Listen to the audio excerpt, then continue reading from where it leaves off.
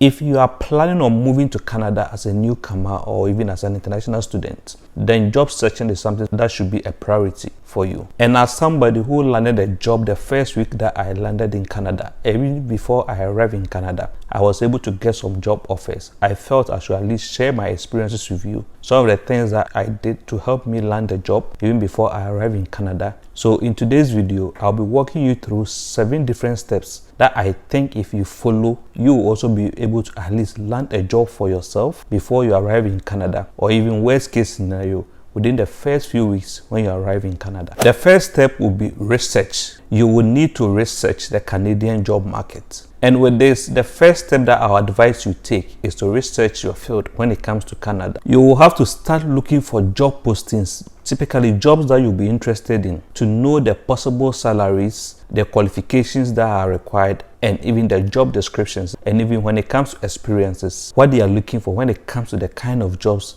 that you are interested in. You can also check if your qualification and experience is at least a match to the Canadian standards. So before arriving in Canada, it is important to conduct an extensive research in the Canadian job market to have an idea of the available opportunities in the field that you are interested in working when you arrive in Canada. This will involve gathering information on market trends when it comes to the jobs that you are interested in, the salaries, and even the qualifications. So you can begin at least exploring sites like LinkedIn, Indeed, and even Monster to have an idea of at least the job descriptions that companies are putting out there when it comes to the field of interest that you want to explore when it comes to Canada.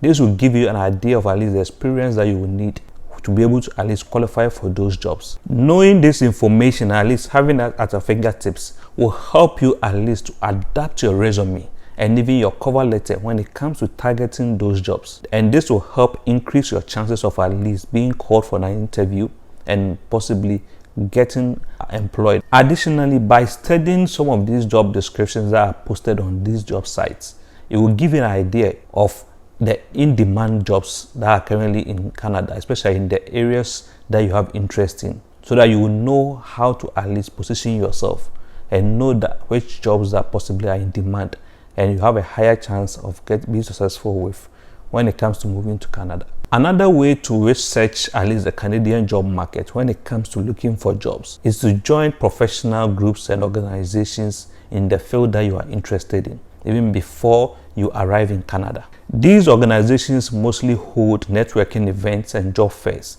that will offer you the opportunity to at least meet and interact with potential employers. Some of these meets or networks can end up being virtual, where even without being in Canada, you can join and interact with potential employers. Speak to them and see which areas that you need to at least focus your energy on when it comes to job search.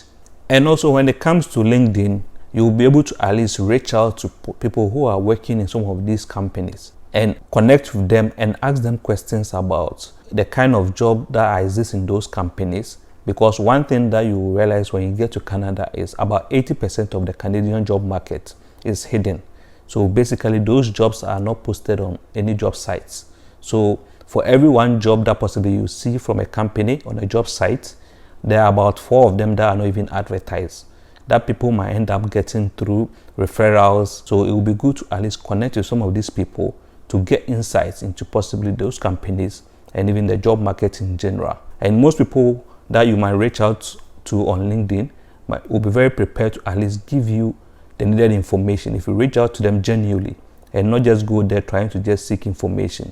And if they know you are genuinely interested in working in that company, they will be very open to at least engage with you. And sometimes they will even ask that you maybe set up a Zoom connection where you can just speak and ask the question, which will be more productive. And also when it comes to research, it is also important to research the labor laws and regulations in possibly the province or the areas that you plan on moving to, so that at least you know your rights as a worker. For example, in Canada, employers are required to at least provide a safe working environment for their employees, and they are expected to pay a fair wage to all employees. So it is important to at least do your research and know your rights as a worker if you plan on working in Canada. Understanding and knowing your rights and responsibilities will help you make informed decisions when it comes to at least negotiating with your employment when you finally land that job and they start negotiating with you. Step number 2 is network. Network with professionals in the field that at least you are interested in. Networking is crucial if you are interested in getting a job in Canada. You can at least start by reaching out to people who are working in the field that you are interested in through LinkedIn or even other professional networks that you know of. For a newcomer in Canada, networking is something that's going to be very crucial to you when you arrive in Canada, because it's going to help you at least to connect with people who might even help you open the right doors or even point you in the right direction when it comes to at least making the right decisions. Networking is about building relationship with people who are possibly working in the field that you are interested in to get the necessary advice, and even they can help you with employment leads and even give you insights when it comes to that industry that possibly you want to land yourself in. Another way to possibly network is also to reach out to alumni from university or college that you studied in back home, who are possibly working in Canada in that particular industry. When you reach out to those people, because the two of you have a connection back home, or possibly you share a possible university or college together, those people might be very open to at least respond to you and be open to at least respond to some of the questions that you might have when it comes to that industry that possibly you want to get yourself into. And this is going to be a very important connection for you, because you guys have an old connection through your old university. So reaching out to those people, they might also have an understanding of where you are coming from, because you share a common background, and those people have already gone through the journey that you are planning on going through. So they'll help you navigate all the minefields and avoid all the issues that might pop up. And you can also learn from their mistakes and correct them accordingly and not have to repeat them. And with this, you can connect with them and send at least a message to them introducing yourself and expressing your interest in at least learning more about possibly the industry that they are in. One thing that I've seen most people do, which might be in else, sometimes when they want to network with somebody, they'll just send a message, hi. If I go into my inbox, there are a lot of messages that start with just hi. And some of them, they will just say hello, hi, and they are expecting you just to now respond and start a conversation. Just get in there, introduce yourself, and tell the person exactly what you are looking for, because time is very valuable to most of these guys. And it will be important to at least in that one message, introduce yourself, tell them exactly what you are expecting to get from them. And if it's something that they can help you with, they can either respond or schedule a meeting with you to go over those things that possibly you need answers to. Another great way that you can also network, especially if you're already in Canada, is to volunteer. This is a very good way for you to at least get your foot into the door in that industry that you've always wanted to work in. Because with volunteering, you get a chance to possibly work in that industry and build the necessary Canadian experience that might be required to at least stay in that particular area. The thing with volunteering is you get to now be in close contact with most of those people who might be making those decisions when it comes to job search. You will now be in an informal environment where you can talk to them about your needs, or sometimes you can volunteer yourself to possibly work in their company unpaid. And by doing that, now you get your foot into the door and get the needed Canadian work experience that you might need to land that job that you've always wanted in that particular field. And one thing I always advise people to do is when it comes to networking, always try your maximum best to be very genuine and be very interested in at least learning from those people.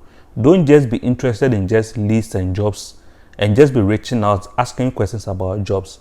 Be interested in at least learning. Ask questions that's going to help you to just learn in general when it comes to that particular industry. A typical example that one of the people who spoke to us about job search said was he reached out to somebody on LinkedIn and just said, I'm interested in working with this particular company, but the challenge is I want to understand the company culture and at least the values that the company stands for. That's where he started a conversation from. The next thing he knew, he and the guy were having a FaceTime call.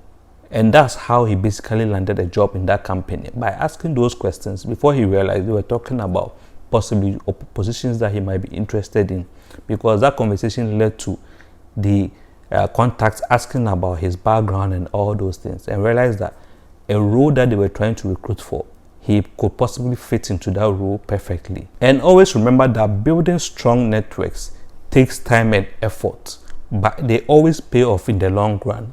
Don't just focus on the short-term reward that you end up getting.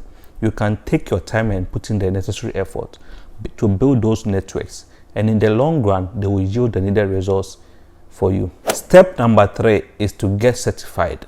Make sure your skills and qualifications are evaluated. For most professionals who are coming into Canada and intend to work, you are going to require at least certification or licensing one way or the other.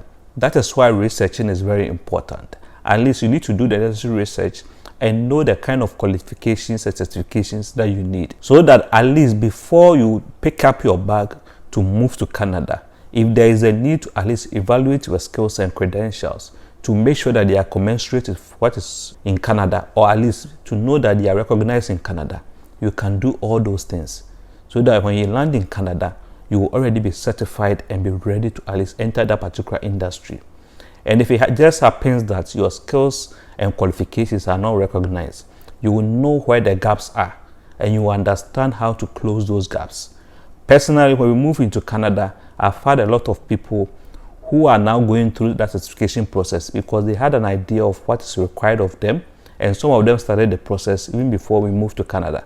And others got to Canada and saw where the gaps are, and now they are picking up those courses to at least be able to close the gap so that they can land that job that they've always wanted. So even though we are still in school studying for one particular course, they are still taking those certification courses because that is where they want to get to. And just to give you an example, I'm currently taking a management program, and in that program we have people who were project managers back home, there are people who were HR managers back home, and there are people who are even medical doctors back home, and we are all sitting in that class.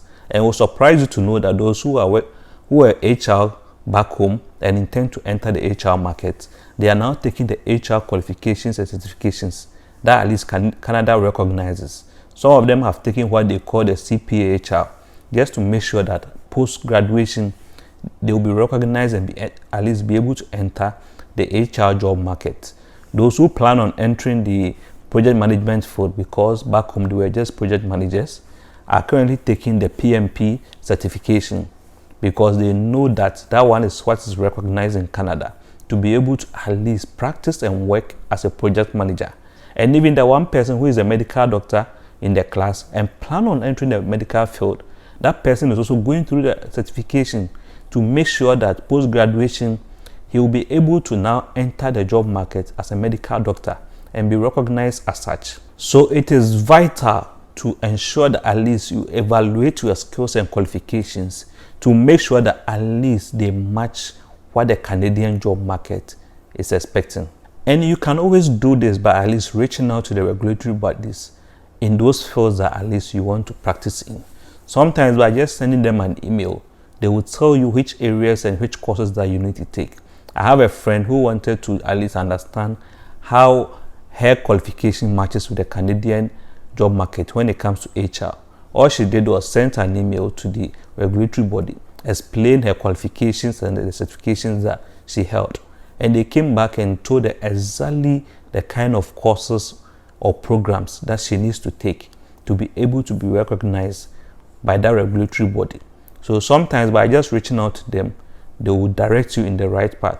And for those who don't require licensing or even certifications to be able to work in those fields that possibly they want to get into, one way that you can also evaluate your skills and at least your experience is to do what we call a self-assessment. And basically what this involves is you doing an assessment of your resume to understand which areas that you have strengths in and which areas that you have weakness, and also areas where you require some form of improvement. With this, you can use online tools and resources to be able to at least conduct the self-assessment, to be able to see areas where at least you have strength and weakness. And even you can use what the Canadian government has provided, a tool called the Skill Matcher tool, where if you go onto the Canadian government website, you can use that particular one to at least do this particular self-assessment and understand which areas that you require some amount of improvement even before you get to Canada. By evaluating your skills and qualifications before arriving in Canada,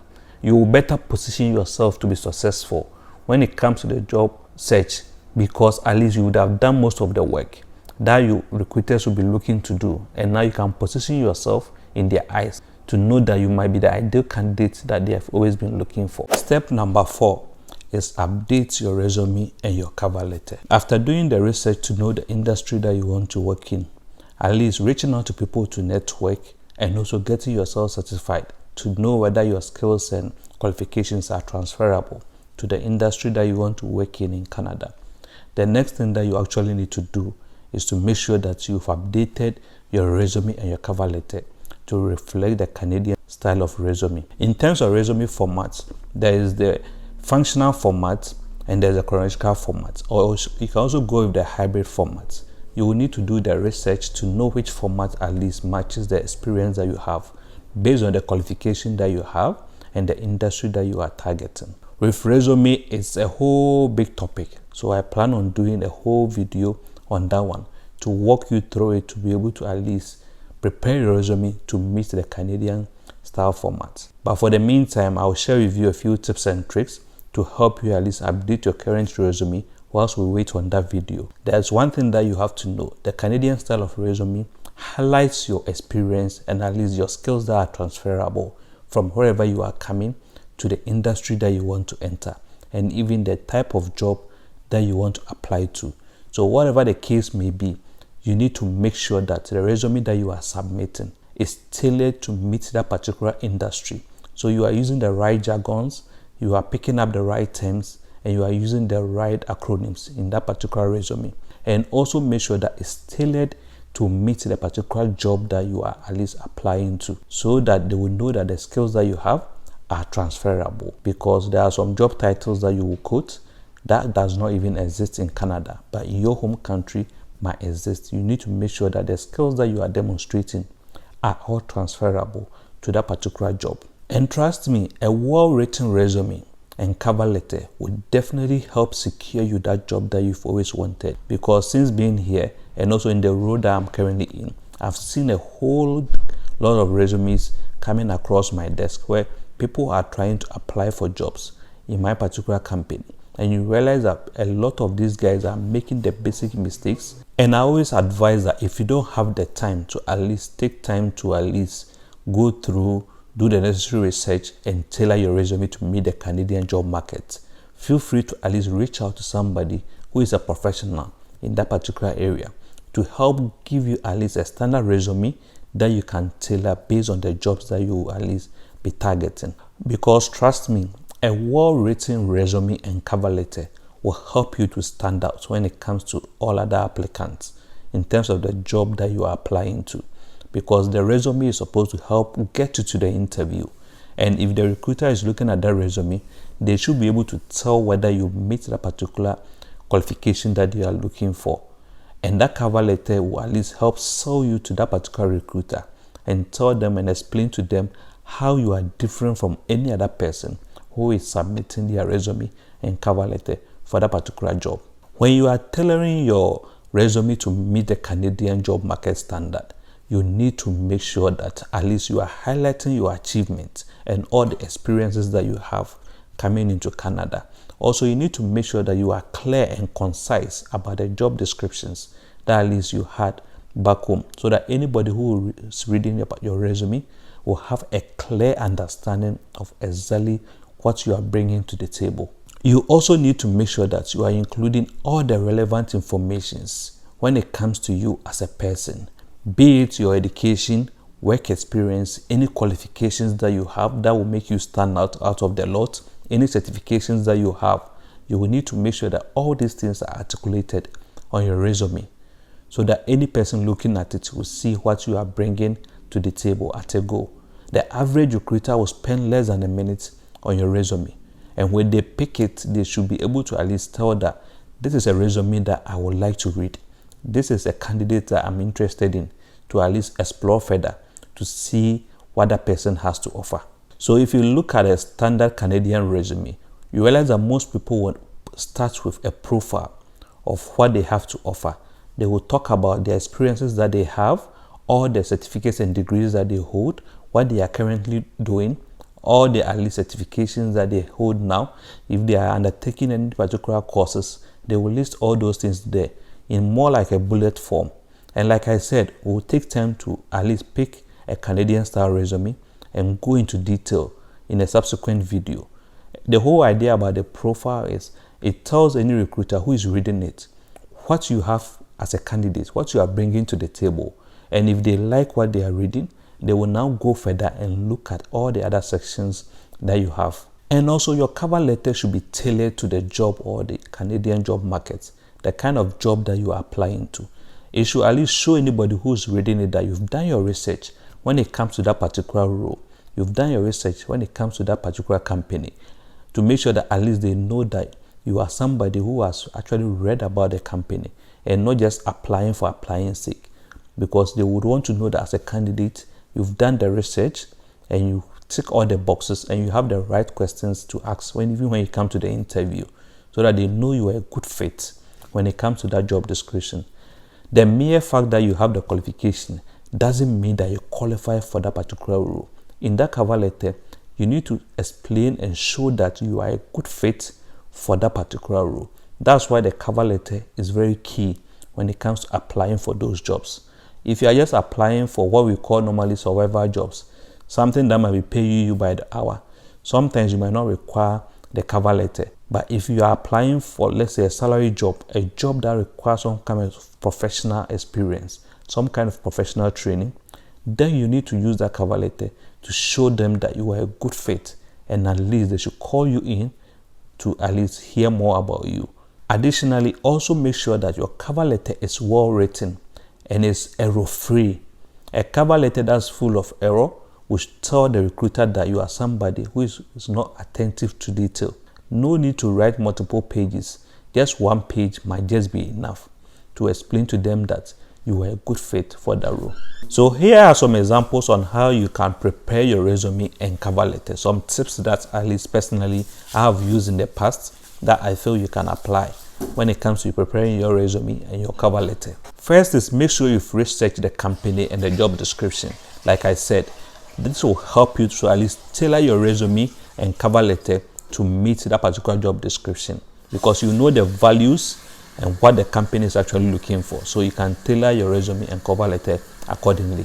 Secondly, use clear and concise format when it comes to your resume and your cover letter.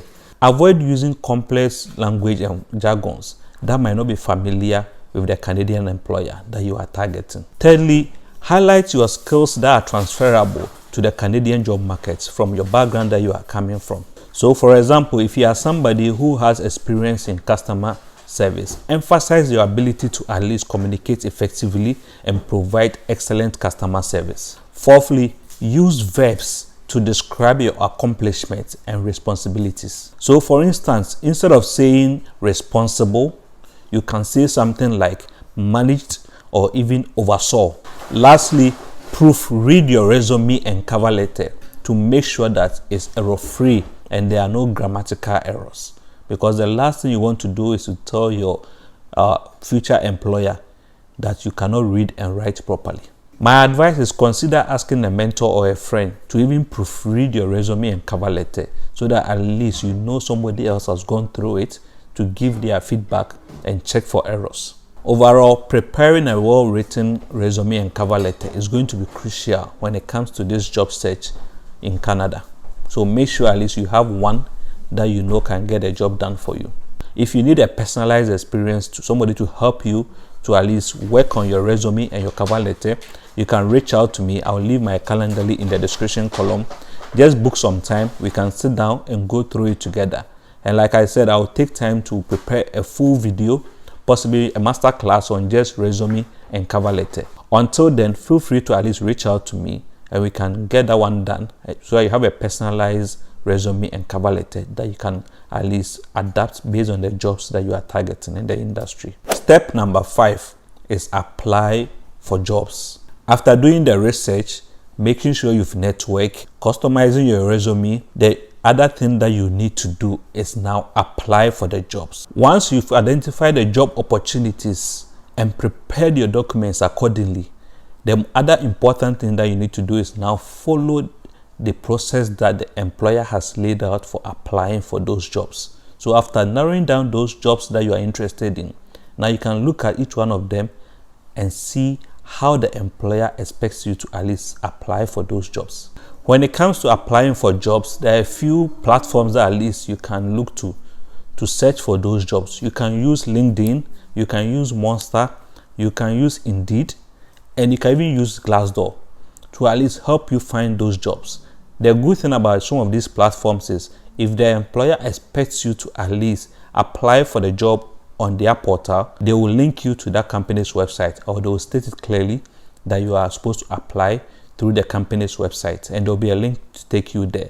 And you can also even use Job Bank to help you at least search for some of those jobs. The good thing about Job Bank is if you go in there and you put in your profile, there are employers who will go in there and check for candidates who possibly meet their job description, and they will tell you to apply. The other thing that you also need to know is most of these companies use ATS, that's the application tracking system, to help them narrow down candidates when it comes to finding the right candidate for their company. So that's why it is important that you tailor your resume and cover letter to at least meet the specific job that you are applying to. Make sure that the keywords that they are calling out in the job description, you are at least putting them in your particular resume and cover letter, so that the ATS system will at least pick you up based on the keywords that they are looking for when it comes to candidates. And when it comes to using platforms like Indeed, Glassdoor, and even Monster, one thing I always advise candidates to also do is, instead of just uploading your resume into the portal, you can take your time and fill your details into the portal. That way, when their system or even an employer comes in there to look for a candidate, your information will not be in there. They'll be searching the profile that you have on the particular portal, not just the resume that you uploaded, because sometimes based on the format that you have your resume in, it might not be optimized for the ATS. But one thing that you are sure of is if you put the information into the portal, the system will be able to at least pick the information because they've at least customized it to meet that particular criteria. And whilst you are also on the job search, one thing that you have to also be mindful of is there are a lot of scammers out there. So any job that you see posted there, make sure you do your necessary research to make sure that it's a genuine job before you apply to it. And if somebody is asking you for money before they will consider you for a particular job position, then you know there's a scam somewhere. So just be mindful of that one. It is also important that you are persistent and follow up on all applications that you submit. Always be aware that most of these companies receive a lot of applications. So sometimes if you are really interested in that company, make sure you follow up on the application, because most recruiters will get back to you to let you know that whether the position is still on hold, whether they are actively looking for a candidate for it, whether you are actually considered for it, or even whether the position has actually been filled, so that if it's time for you to move on, you can move on. Or if it's time for you to maybe hold on and hope for the best, you can continue holding on for the best. Also, sometimes following up by a phone call or even an email will demonstrate to the recruiter that you are actually interested in a particular position or even actually interested in a particular company. And that might be a positive for you because other candidates might not be doing that. However, it is important to be respectful and not be overly aggressive when it comes to following up, because you can end up turning off that particular recruiter. One email might just be enough. Don't be sending an email every day asking for an update. Now, if you are lucky enough and maybe the jobs that you targeted, one of them ends up calling you, the next stage that we will now focus on is preparing for interview. To prepare for your interview, you will need to make sure that you've researched the company. You will need to make sure that you've researched the particular job description to know where your strengths, your weaknesses, and even the areas where you need improvement are. Because trust me, it's all going to come up during the interview process. And in your research, you will need to come up with common questions that might end up popping up. You need to research the common kind of questions that most of these employers or recruiters will be asking when it comes to that particular industry that you find yourself in. Internet is going to be your friend when it comes to this particular one. Now that luckily we have ChatGPT, you can even use it to your advantage, and it will help you with all the questions that you might end up coming into contact with during the interview process. Preparing for interviews is going to be crucial because you will need to at least have knowledge of what the employers expect of you and prepare accordingly, because you get only one chance to make a very good first impression. And if you are not fully prepared, you'll be exposed during the interview process. In addition, make sure you dress appropriately, even if the interview is virtual. As much as the Canadian culture, you are not expected to be dressed formally like how we do back home, where you go to the interview dressed in 3-piece suit and tie. At least make sure that you are formally dressed, not just wearing something casual. At least tell the recruiter that you are serious about this particular job that you are interviewing for. And like it's always said, you are addressed by how you dress. So dress appropriately. Also, during the interview, make sure that you listen to the kind of questions that are being asked. And don't be in a rush to just respond. Take your time to think through the question and know what they're actually looking for with that particular question before you even open your mouth to start answering that question. Because sometimes with some of the questions, they are more interested in your thought process, how you think through issues before you respond to them. So you need to at least take your time, think through it. You are allowed to at least take a moment to gather your thoughts before you respond to the question accordingly. And also, during the interview process, be honest about your skills and your qualification, and make sure you highlight how it aligns to this particular role. Even if you are changing industry from one industry to the other, the mere fact that they've called you to the interview means that they feel that you are somebody who will be a good fit to the role. The only thing that you need to do is now put a rubber stamp on it. Let them know that they made the right decision calling you to the interview, by showing them that with your skill set, you are going to be the best candidate for the job that they have. It is very important to at least showcase some of your soft skills. Things like communication skills, teamwork, and even problem-solving abilities. All these are things that you need to bring to the table to let them know that at least you have those skills to bear. Make sure you provide examples where you showcase some of these soft skills that you are saying you have, so that they know how you are applying them in the work environment. Finally, always remember to follow up after an interview with a thank you email note. This will show the recruiter that at least you value the time that you had with them, and also that you are actually interested in the role. And it might make an impression on that recruiter, which might end up getting you that call that you've always wanted. Step number 7 is to learn about the Canadian workplace culture. Now, we are hoping that you've done your research, you've prepared your resume, you've applied for the job, you've gotten the interview, now you've gotten that offer letter, and now you are supposed to start the job. One thing that you will need to do is make sure you learn about the Canadian workplace culture. In Canada, they will tell you that the communication style is very indirect. Somebody will be telling you, please, I wish you could do this. It's not actually a request for you to do that thing or not. He's actually telling you he wants you to do it. And if you are somebody who is not aware of this, you might end up thinking that you have an option. It's important to understand the Canadian work culture.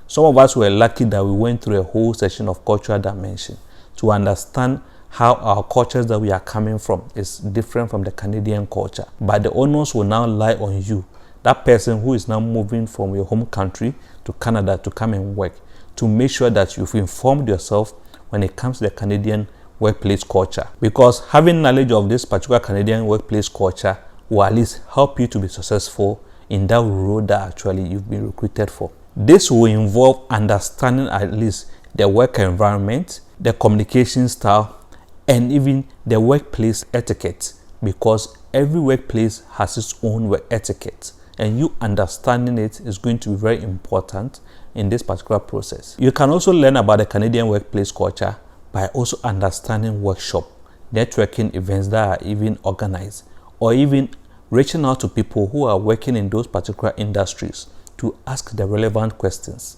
which will help you to be informed about the workplace culture. A few things that you need to understand about the Canadian workplace culture is it is common for people to address you by your first name. Titles might not even matter here. The other thing is punctuality and respect for deadlines are highly valued in the Canadian workplace culture. So if somebody tells you that we are meeting at 10 a.m., the person is actually expecting you to be ready to meet at 10 a.m. So now you have to get there before 10 a.m. and be ready to start that meeting at 10 a.m. So punctuality and respect for deadlines, because everybody respects their time here in Canada. Also, you have to know that it is common for employees to take initiative or be proactive in the job that they are doing. You are actually expected to be innovative in the work that you are doing, to make sure that you are being efficient and delivering on the results faster or efficiently. Overall, from my experience, I will tell you that understanding the Canadian culture or workplace culture is going to be key if your aim is to work in the Canadian work environment. So make sure that you are reading the necessary literature, you are doing the necessary research to understand the kind of company that you are even going into, because communication here might be very indirect. There are a few things that you are not expected to do in that particular work environment. You are not expected to possibly to stereotype in any way. You are not expected to at least discriminate in any way. Even when it comes to dress code, it might be casual, but you are expected to be formally dressed. Even how people dress, communication styles can vary from direct to indirect. There are some topics that even in the Canadian work environment, you are not expected to even discuss. Things like money, sex, and even religion. Those are some of the things that some workplaces, you are not even expected to even discuss those topics, because they end up being controversial. So all these are things that you are supposed to inform yourself in the Canadian work environment if your aim is to work in Canada. Overall, these are 7 steps that from my experience and my research, I think if you decide to follow, it will help you to be successful, at least to land a job in Canada before you arrive, or even if you're already in Canada, it will help you to land that dream job that you've always wanted to go after. If you think there are other things that I left out, feel free to leave your suggestions in the description column. And also, if you want to reach out to me to have more like a one-on-one, a more personalized conversation on this journey that you are trying to embark on, feel free to check the description area. You will see a link to my calendar. You can just click on it, book some time, and we can meet and have that discussion. At the end of the day, you have to remember that you'll be the one driving that conversation. I am not an immigration consultant, but maybe you can leverage on my skill set, my research, and my experience to be able to at least refine your plans that you have when it comes to this particular journey. And if there's something that I don't know, I can help you, guide you in the right direction. So feel free to click on that link and book some time, and let's have a conversation. Until the next video, cheers.